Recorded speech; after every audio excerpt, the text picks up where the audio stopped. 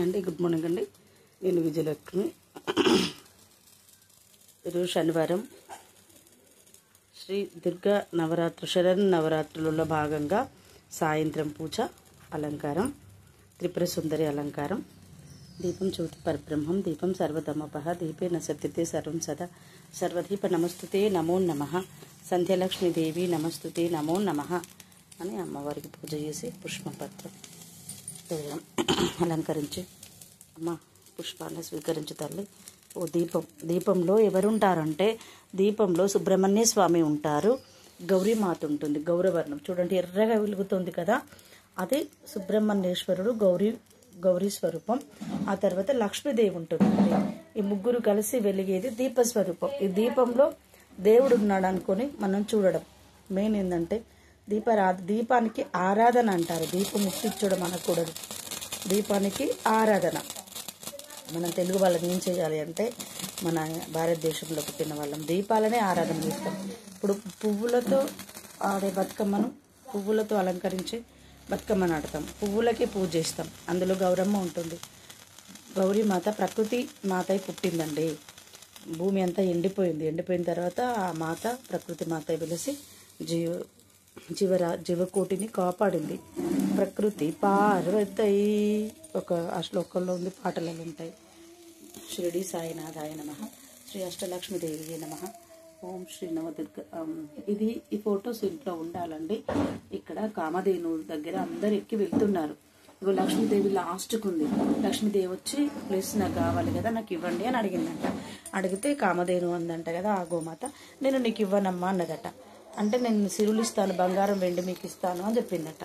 నీ బంగారం వెండి నాకు అక్కర్లేదమ్మా, నాకు సిరి అయితే పచ్చిగడ్డి ఉంటే చాలు. శ్రీలక్ష్మీదేవి నువ్వు చెంచల లక్ష్మివమ్మ, నువ్వు ఎప్పుడు తిరుగుతూ ఉంటావు, మాకు వద్దు అన్నదంట. ఇక్కడ గోమాత ఆగుతూ ఉంది చూడండి, ప్రతి ఇంట్లో ఉండాలి. వద్దు అన్న తర్వాత గోపాలుడికి గోవులు ఇష్టం. కృష్ణ ఇక్కడ ఉన్నాడు, కృష్ణునికి గోవులు ఇష్టం. అయ్యో నా పతి నన్ను వదిలేస్తాడేమో, నన్ను దూరం పెడతాడేమో, నన్ను పెట్టకుంటే ఎట్లా అని చెప్పిన తర్వాత చాలా వ్రతాలు ఆడిందంట వాళ్ళతోనే. అమ్మ ఎట్లా నన్ను కొంచెం గౌరవించండి ప్లీజ్ అండి, మీరు చెప్పినట్టు నేను అట్లా ఏంటంటే మీది నీ నీ నీ చెంచల స్వభావమైన మీరు నీతో నాకు పనే లేదని కొట్టి పారేసింది అంట ఆవులు. అయ్యో ఎట్లా అని మళ్ళీ బతిలాడంగా నువ్వు మా పేడలో ఉండు, మా మూత్రంలో ఉండు అంటే, ఇప్పుడు గోమూత్రంలో లక్ష్మీదేవి ఉంటుంది. గోమూత్రం గోపంచితం అంటారు, ప్రతిదానికి అవసరమే. పసుపు కంటే విలువైంది లక్ష్మీదేవి. పిడికలు పిండ అలకడం అనేది, ఎందుకంటే ఫస్ట్ ఇప్పుడు గచ్చులు అయినాయి కానీ ఇళ్ళల్లో అలుకులు పూతలు చేసుకునేవాళ్ళు, అలుకుతో కల్లాపి చల్లేసి ముగ్గులు పెట్టేవాళ్ళు. అదండి గోమాతకున్న అది. అందుకు గోమాత అప్పుడు లక్ష్మీదేవిని ఇక్కడ వెనకాలని చూడండి, ముందు వెనకాల 4 చేతులు వేసుకొని కూర్చుంది ఆ గోమాత పేడలో ఉండడం. అప్పుడు లాస్ట్గా ఇక్కడ ముందేమో శివుడు ఉంటాడు. దీనికి ప్రతి దానికి ఒక కథ ఉంటుందండి. జ్యోతిర్లింగాలలో శివ పార్వతులు వెలిశారు. అయితే ఎక్కడి నుంచి మొదలు పెట్టాం, దీపం నుంచి మొదలు పెట్టాము. దీపమే గౌరవర్ణం. గౌరీదేవి కాలికగా మారినప్పుడు శివుడు నువ్వు నల్లగా ఉన్నావమ్మా అన్నాడంట. కథం క్షణాల్లో గౌరమ్మలాగా మారింది. అన్నపూర్ణమాత లేని ఇల్లు అంటుండదు. కొన్ని బియ్యం గిన్నెలో వేసుకొని అన్నపూర్ణమాత విగ్రహం లేని వాళ్ళు 1 రూపాయి పెట్టుకొని, 1 రూపాయికి పసుపు కుంకుమ గంధం పెట్టుకొని పొయ్యి దగ్గర కూరటకుండ దగ్గర ఎక్కడో ఉంచుకొని అదే గౌరీమాత అనుకొని మొక్కుకోవాలండి. మన తెలుగింటి ఆడపడుచులకు ఎన్నో ఉంటాయండి. మన సంస్కృతిని సంస్కారాన్ని బతికించాలి. ఇక్కడ నెమలికలు ఉన్నాయండి. రామావతారంలో రాముడు అడవిలో తిరిగేటప్పుడు నెమలికలు వాటర్ దొరకలేదు, నీళ్ళు దొరకలేదంట. నీళ్ళు దొరికే ప్రాంతానికి వెళ్ళిన తర్వాత నెమలి ఏం చేసిందంట, నెమలిని అడిగాడంట. ఆ నెమలి ఇక్కడ నీళ్ళు ఎక్కడ దొరుకుతాయి అంటే అది చూపెట్టుకుంటూ వెళ్ళిందట. ఒక్కొక్క నెమలికను ఇడిచిపెట్టుకుంటూ వెళ్ళిందంట. అంటే మొత్తం నెమలికలు ఇడిచిపెడితే తన ప్రాణం పోతుందంట. లాస్ట్ వరకు ఆ నెమలికలన్నీ వదిలిపెట్టుకుంటూ వెళ్ళి అక్కడ నీళ్ళు ఉండదు జారికి చేరుకుందట. చేరుకున్న తర్వాత వరం ఇచ్చాడంట, నేను నెమలిని పింఛంలో నా తలపై ధరిస్తాను, నిన్ను ఈరోజు నా దాహం తీర్చావు కదా అని మాటిచ్చాడంట. ప్రతి వాళ్ళ ఇంట్లో నెమలికలు ఉండాలండి. నేను కొనుకొచ్చుకున్నాను అక్కడ. ఇది మంచిది, ఇది మనకు అక్కడికి వస్తుంది అని అంటే ఎక్కడైనా కష్టపడి నేను తీసుకొని వచ్చి ఇంట్లో ఉంచుకుంటానండి.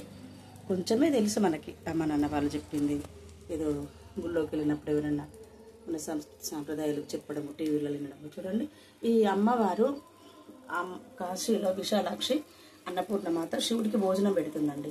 అయితే ఇప్పుడు ఈ రాక్షసుని చంపింది.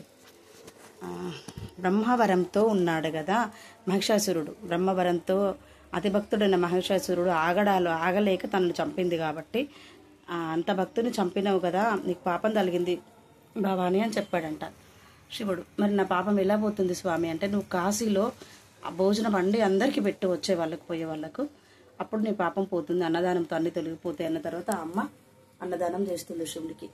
ఇదండి అన్నపూర్ణమాత. ప్రతి ఇంట్లో ఉండాలి. దక్షుడి ఇంట్లో పుట్టింది, పర్వతరాజు ఇంట్లో పుట్టింది పార్వతి అయి చాలా రకరకాల జన్మలు ఎత్తింది అమ్మ శివుడిని చేరడానికి. శివుడిని పొందాలంటే అంతా ఇంత కాదు, భక్తితో ప్రేమతో కొలవాలి. శంభో శివ శంభో అంటే చాలు తను వస్తారు. నాకున్న దాంట్లో ఈ శరన్నవరాత్రులు ఉపయోగించుకొని నేను పూజ చేసుకోవడం జరుగుతుందండి. ఓం నమః శివాయ నమః. ఈవినింగ్ చక్కటి సంధ్య టైంలో పూజ జరుగుతుంది. ఓం నమః శివాయ నమః. ఓం నమో గౌరీ మాతాయ నమః. ఓం నవదుర్గాయ నమః. ఓం నవదుర్గాయ నమః. ఓం నమో శరన్నవరాత్రియే నమః.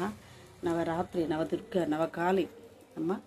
మళ్ళీ ముగ్గురు పార్వతీమాత ఒక్క బలం సరిపోకపోతే లక్ష్మీదేవి, సరస్వతీదేవి ముగ్గురు ఏకమయ్యి వాళ్ళ బలాలను ఇచ్చి ఆ మహిషాసురుణ్ణి బంధించారని చంపేశారు. మహిషాసురుడు అంటే అంత గొప్పవాడు. ఈ అమ్మలతో కాకపోయిందట్లా. రకరకాలుగా ఉన్నాయి. త్రిపురాలను అంతమొందించాడు శివుడు. తారకాసురునికి వరం ఇచ్చి, వాళ్ళ కొడుకులు తపస్సు చేస్తే మాకు త్రిపురాలలో స్థానం కావాలన్నారు. త్రిపురాలంటే ఒక్కొక్కటి భూమండలం అంతటిది. అట్లాంటి దాన్ని శివుడు యుద్ధం చేయడు కదా అని చెప్పేసి శివుడు చేతిలోనే అంతమొందాలని వరాన్ని ఉంది ఒకటి. అప్పుడు శివుడు వచ్చి బాణం బట్టి యుద్ధం చేశాడు. ఎట్లాంటిదైనా ఇందులో మన ప్రతిభా దానికి తెలుసుకోవాలని నీతి ఏంటంటే, మనం మంచి చేయాలి. మంచి చేయకపోయినా సరిగా ఎదుటి వాళ్ళకి చెడు చేయకూడదు. ఇదేనండి ఆ దైవం చెప్పిన ఏదైనా. ఇవన్నీ ఇష్టంగా పూజ సామాగ్రి అంతా తెచ్చుకున్నానండి నేను. నాకు ఇష్టం పూజలు చేసుకోవడం. ఓం నమః శివాయ, ఓం నమః శివాయ, ఓం నమః శివాయ. యా దేవీం సర్వభూతేషు సర్వమంగళ ప్రదాయిని సర్వమంగళ మాంగళ్యే శివి సర్వార్థ సాధకి శరణ్యే త్రయంబకే గౌరీ నారాయణి నమస్తుతే. ఇది పెద్ద, చాలా ప్రపంచాన్ని ఏలేంతటి పెద్ద శ్లోకం అండి. ప్రతి మహిళకు నోటి మీద ఉండాలి కోశాక్షరాలలో. ఓం నమః శివాయ నమః. బ్రహ్మమురారిసురార్చితలింగం నిర్మలభాషితశోభితలింగం జన్మజ దుఃఖ వినాశనలింగం తత్ప్రణమామి సదాశివలింగం. కనుక కామదహం కరుణాకరలింగం దేవముని ప్రవరార్చితలింగం సర్వసుగంధసులేపితలింగం బుద్ధి వివర్తన కారణలింగం కుంకుమచందనలేపితలింగం పంకజహార సుశోభితలింగం దక్షసుయజ్ఞ వినాశనలింగం తత్ప్రణమామి సదాశివలింగం. సురగురు సురవరపు